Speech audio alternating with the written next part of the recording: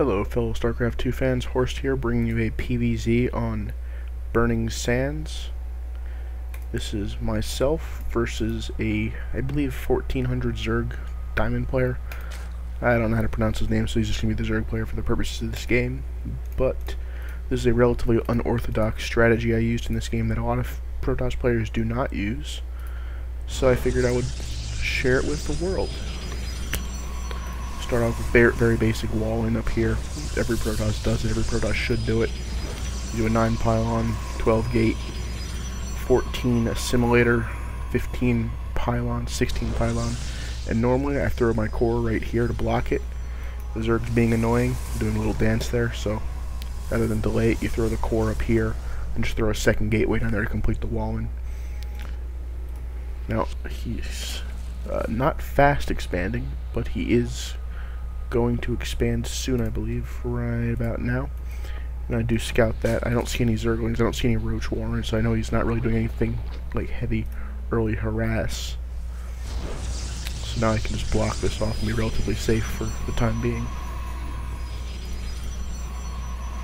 But you want to get a fast second gas. This is a Stargate strategy, so you do need gas. And when you hit 150 Vespene, you want to throw down a Stargate. So it's 2 gates, 1 Stargate, with warp gates as normal. You always need warp gates. And you want a nice mix of gateway units, mostly Zealots at this point, a couple of Stalkers. If he does go with something like a Roach Bust because you have a Stargate, you can just chrono out a Void Ray, and Void Ray will put an end to any Roach aggression. He's not doing a Roach Rush, so I mean Roach aggression, not rush. And Stargates will end that. But because he's not attacking with roaches, you can go for a Phoenix. And because this area over here is weak to any kind of bust through these rocks, you want to get a relatively fast forge so you can throw down cannons here if he starts to bust through. And rather than wait for a couple of Phoenix, I just want to send my first one out to get a good feel for what he's doing. I don't really see anything of interest. But yeah, he's just going for fast upgrades and zergling pressure early on. Now, I'm not going to let him pressure me, obviously, here. Just hit him with stalkers, build a cannon or two, and I'm good to go. That's not going to be penetrable by zerglings. Over here, the same kind of deal. That's not going to be broken by zerglings. As my Phoenix get more and more, you want to keep building them. So as you get more Phoenix, you can just keep harassing him. Try to force him to react. 3 Phoenix will kill a Queen in 2 lifts, and killing Queens is always useful because they have to rebuild them. Force them to build a couple of Spore Crawlers to defend against this. Each Spore Crawler is a relatively large investment for what it is.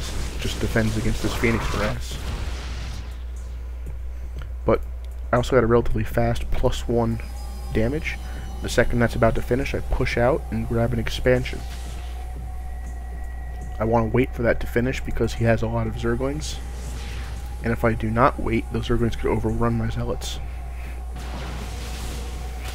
With the +1 though, just look how fast these Zerglings get vaporized. Even with the surround, it's not helping.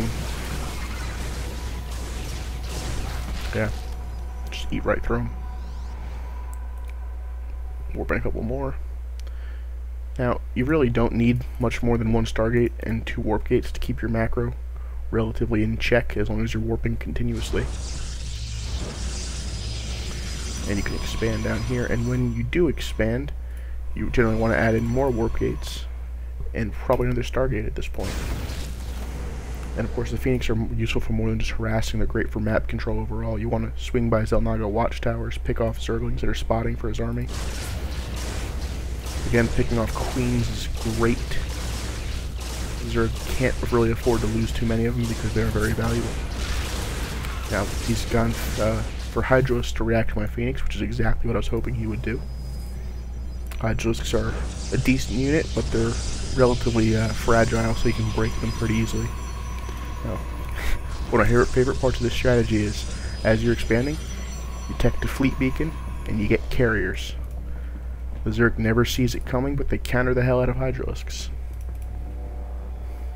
You're gonna need a couple of forward photon cannons to help you defend as well.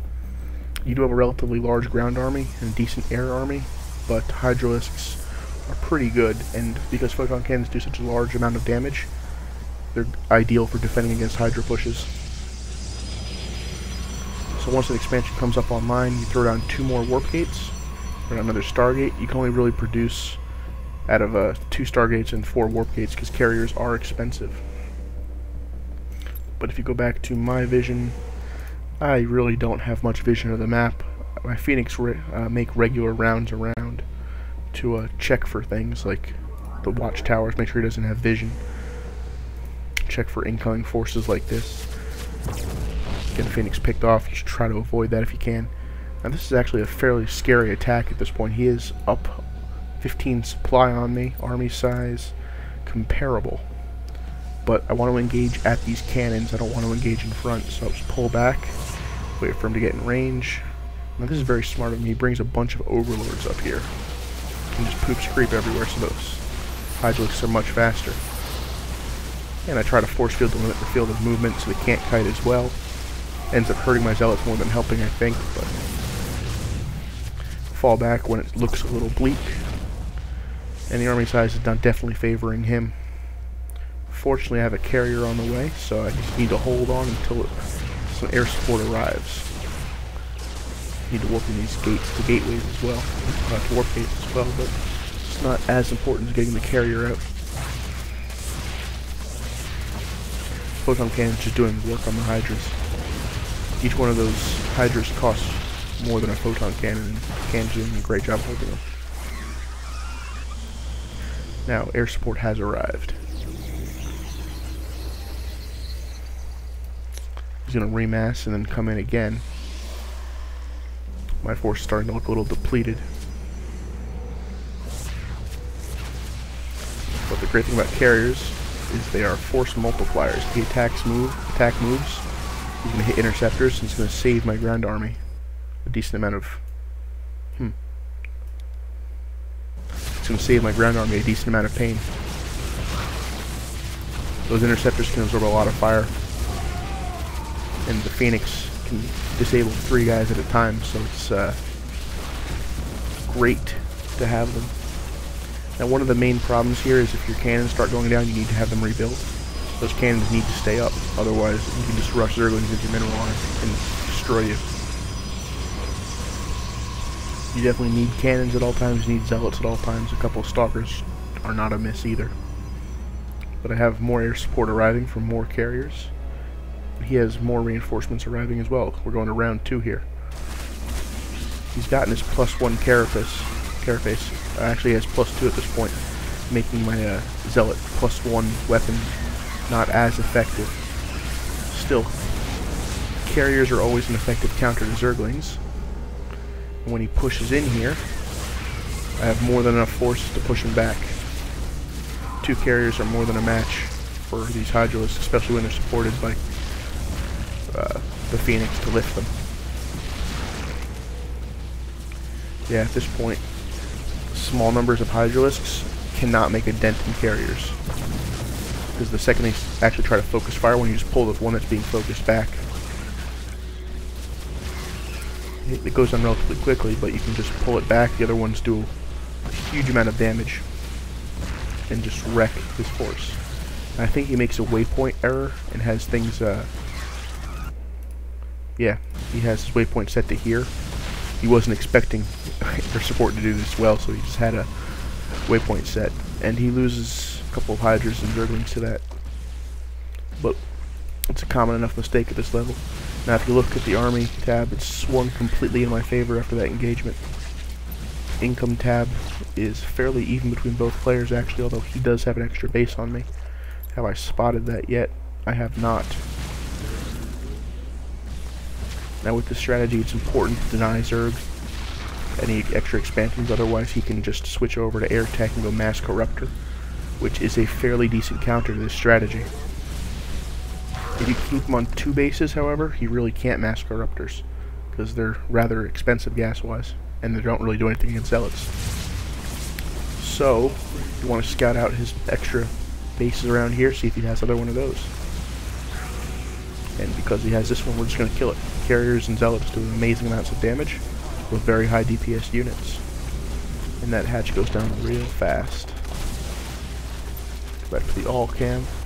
You can see he was planning a counterattack with nothing like enough force to stop me. Yeah. 3 carriers is a lot. And as you can see, I still have more carriers being produced.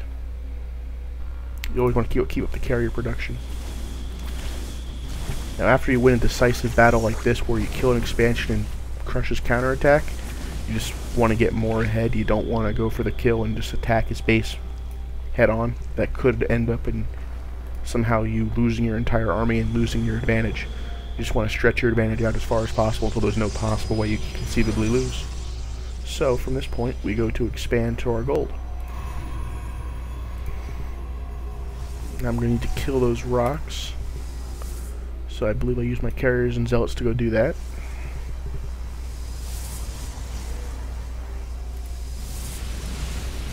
At this point he's making a last ditch push here. Try to stop me. He's only on 1 mining base. I'm only on 1 mining base, but my standing army is much bigger, and I can easily defend a 3rd base. Now I see this attack coming in because I do have those cannons there, so I pull back to defend.